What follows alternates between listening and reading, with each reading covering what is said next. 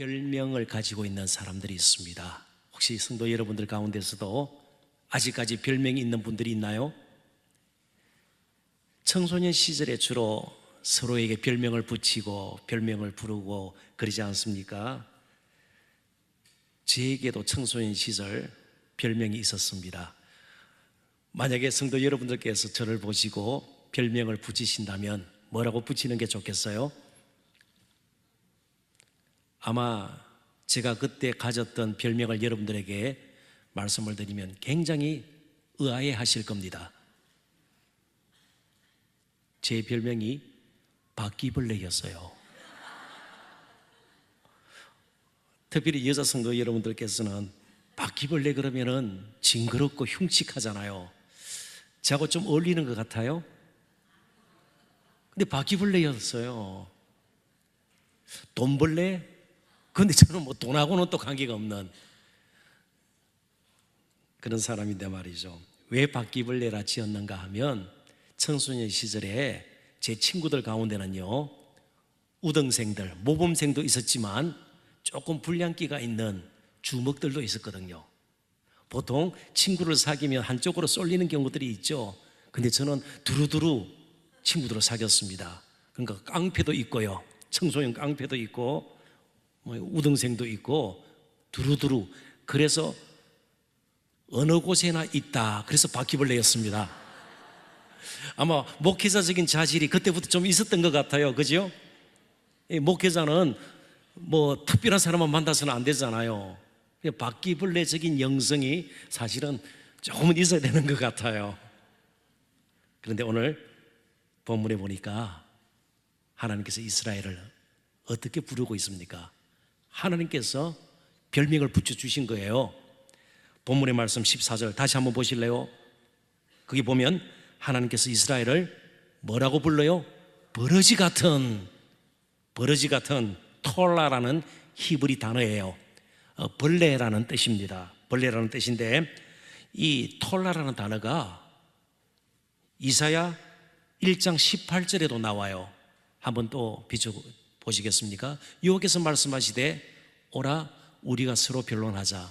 너희의 죄가 주홍 같을지라도 눈과 같이 희어질 것이요 진홍같이 붉을지라도 양털같이 희게 되리라. 벌레라는 말이 전혀 없는데요. 그런데 톨라라는 단어가 이사야서 1장 18절 저 문장 가운데 있어요. 붉을지라도, 붉음, 톨라라는 단어를 썼습니다. 그러니까 그냥 합해서 우리가 추정할 따름입니다. 어떤 벌레인지는 모르지만 붉은색을 띤 그런 벌레, 그 정도로 이해하면 좋겠습니다. 그래서 톨라라는 이 단어는 붉음도 되고요, 벌레도 되고 그렇습니다. 아무튼 붉은색을 띤 벌레 이러면 조금 더 실감이 날 것 같아요. 그리고 계속 이어지는 말씀입니다. 다시 한번 본문 비춰주시겠습니까? 버리지 같은 너 야곱아, 그리고 너희 이스라엘 사람들아. 그러니까 벌레라는 말을 썼고요, 또 이스라엘 사람들아, 그렇게 사람들아 흔히 쓰지 않는 표현을 하나님께서 쓰셨습니다. 그러니까 둘 다 연약하고 보잘것없고 힘없는 지금 아수르와 바벨론, 페르시아로 이어지는 강대국 앞에서는요 전혀 내세울 것이 없는 나라마저 빼앗긴 초라하게 보이는 이스라엘 백성들을 이렇게 부른 겁니다.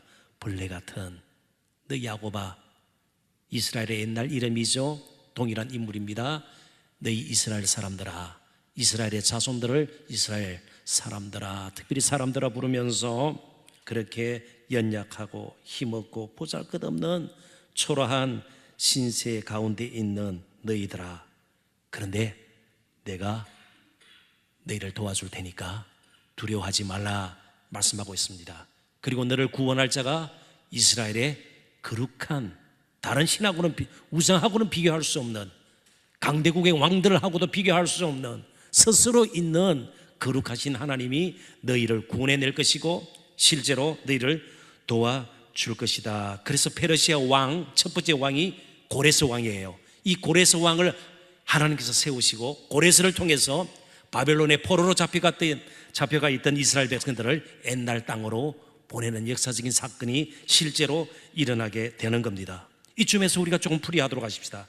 그러니까 이스라엘의 자존감, 자신감은 그들이 가진 군사력이나 경제력이나 땅덩어리나 쌓은 성의 견고함에 있지 아니하고 도시는 하나님께 있음을 이스라엘 백성들이 깨달아야만 했던 것입니다. 두려워하지 말라고 위로하고 격려하시는 스스로 계신 전능하신 하나님이 이스라엘의 존재를 결정하는 분이시라는 거예요. 비록 사람이 보기에는 보잘것없고 힘없어 보이고 연약한, 아무것도 내세울 곳이 없는 버려진 것 같은, 정말 벌레 같은 그런 존재라 할지라도 하나님 보실 때는 너무나도 아름다워 보이고 귀하게 보이고 소중하게 보여서 그냥 버려둘 수 없어 도우시고 구원해내실 것이다 하나님께서 그렇게 말씀을 하시는 겁니다. 그런데 가장 하나님의 마음에 합한 자로 인정을 받았던 누구일까요? 다윗 왕. 시편 가운데에 150편 가운데에 74편이나 지은 이 다윗이 자기 스스로를 어떻게 부르는지 또 한번 살펴보도록 하십시다. 시편 22편 6절부터 8절인데요 한 절씩 같이 한번 읽어보도록 하십시다. 6절 먼저 읽습니다. 나는 벌레요 사람이 아니라 사람의 비방거리요 백성의 조롱거리니이다. 7절 나를 보는 자는 다 나를 비웃으며 입술을 비죽거리고 머리를 흔들며 말하되 그가 여호와께 의탁하니 구원하실 걸 그를 기뻐하시니 건지실 걸 하나이다. 아멘. 다윗이 다윗인 것은 자신의 존재가 자신의 힘이라든지 골리앗을 물리친 힘이 그에게는 있지 않았어요. 나중에는 왕도 되지 않아요. 시편 22편은 다윗이 지은 것입니다. 그런 데서 자기의 정체성을 찾은 것이 아니에요. 이런 다윗이다 그러지 않았어요. 나는 벌레와 같은 인생이다 말이죠. 정말 내 힘으로는 스스로 설 수 없는 연약한 존재이지만 하나님의 은혜로 하나님의 도우심으로 내가 지금까지 살았다. 지금도 위급한 비웃음 가운데 있지만 벌레 같은 나를 하나님께서 버리지 아니하신다. 그게 시편 22편인데요 더 놀라운 것은요 6절 말고 7절 8절 보니까 우리에게 굉장히 귀에 익숙한 말씀으로 들리지 않나요? 시편 22편 전체가 갈보리의 노래로 별칭이 붙어있는 시편입니다. 그러니까 다윗을 통해서 우리는 누구를 보게 되나요? 예수 그리스도를 보게 돼요. 예수 그리스도를 보게 돼요. 다윗은 자신을 통해서 예수 그리스도를 투영하는 것이에요. 그래서 갈보리의 노래예요. 계속해서 나오는 말씀에 보면요 완전히 십자가에 달리신 예수님의 모습을 보게 될 것입니다. 시간 관계상 또 기회가 있으면 시편 22편을 따로 다루기로 하고요. 아무튼 다윗은 공경에 처한 자기 자신을 벌레, 여기 톨라라는 히브리 단어 그대로 쓰고 있습니다. 그런데 바로 자신의 모습을 통해서 다른 톨라, 벌레 같은 분을 소개를 해요. 그분은 가시면류관을 쓰고요 홍포를 입은 붉은 옷을 입고요 붉은 피를 흘리면서 십자가에 아주 미련하게 초라한 모습으로 달려 있는 분이에요.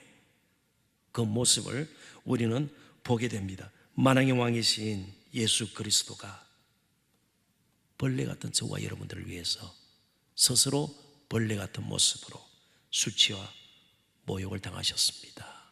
벌레 같은 우리를 하나님의 자녀 삼으시기 위해서요. 그 은혜, 그 사랑으로 이 자리에 나왔습니다. 제 오늘 설교 핵심은 간단해요. 이 자리에 나와 앉아 있는 것만으로도 우리는 감사, 찬양, 마음껏 하나님께 돌릴 수 있어야 돼요.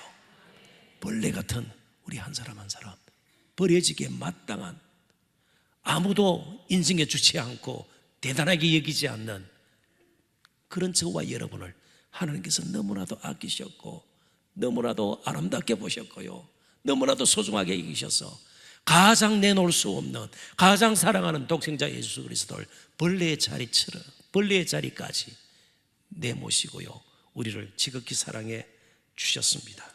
이 사실을 깨달았던 한 시인이 있습니다. 영국 시인입니다. 그 시인 역시 자신을 벌레라고 생각을 했습니다.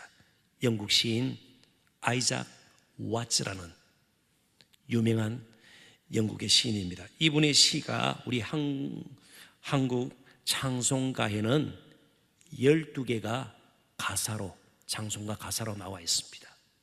기쁘다 구주 오셨네, 만백성 맞으라, 아이작 와츠의 시예요. 굉장히 유명한 가사 아니겠습니까? 그리고 나서 자신을 벌레라 하는 그런 시가 등장을 하게 됩니다. 아이작 와츠는 성장기에 자신의 육체적인 볼품없는 자신의 모습을 보고 또 심적으로 굉장히 열등감이 사로잡혔던 사람이에요. 그래서 늘 자기 자신을 벌레라고 생각을 했어요. 그래서 그가 지은, 예수 그리스도를 만나고 난 뒤 지은 시가 도대체 어떻게 우리에게 다가오는지 제가 두 군데만 찾아보도록 하겠습니다. 찬송가 143장 1절입니다. 웬 말인가 날 위하여 주 돌아가셨나, 이 벌레 같은 날 위에 큰 해 받으셨네. 유명한 찬송가죠. 자신을 벌레 같은 그런 존재로 그가 고백을 합니다.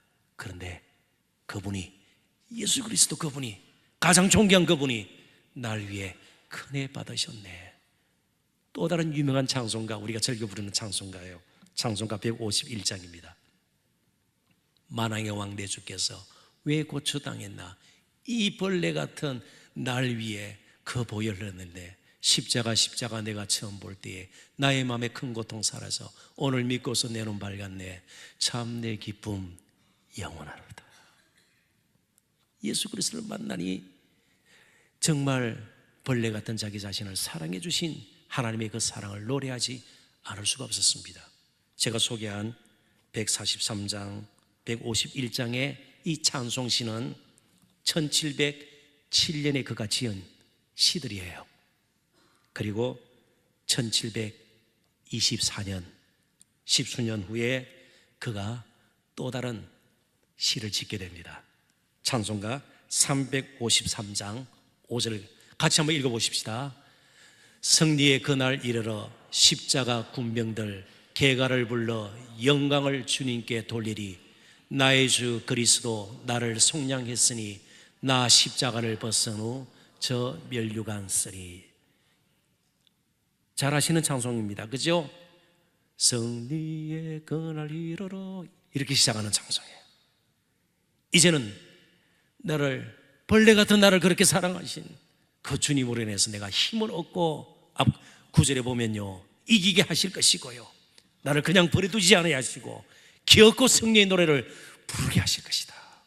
오늘 저와 여러분 너무나도 때로는 세파에 시달리고 청년시절 혹은 또 신혼부부 시절 혹은 또 중년의 시절, 노년의 시절, 다 시절마다 문제가 있고요, 우리를 억누르는 짐들이 있죠. 육신적으로, 정신적으로, 영적으로 다 부대낌이 있죠. 정말 어떨 때는 차라리 벌레보다도 못한 나 자신의 지금 처한 상황들, 그런 아픔들이 있을 때에 예수 그리스도는 결코 저와 여러분을 벌레 취급하지 않습니다. 저와 여러분을 지극히 사랑하셔서 기어코 승리의 노래를 부르게 하실 것입니다. 오늘 이 자리에 나와 있는 것만으로도, 기도할 수 있는 것만으로도, 아직 정신이 희미하지 않고 주님 기억하고 이 입술 떨리지 아니하고 온전히 찬송할 수 있는 것만으로도 우리는 감사할 수 합니다. 그래서 참으로 은혜가 감사하고 우리의 마지막 가는 그 순간까지 십자가의 길 기어코 다 저희들은 인내로 견뎌내고 끝까지 걷고, 그리고 어린 양의 흐린 잔치에 함께 정말 온전한 찬송을, 감사를 함께 하나님 앞에 드릴 수 있는 저와 여러분 되시기를 주님의 이름으로 축원합니다. 기도하겠습니다.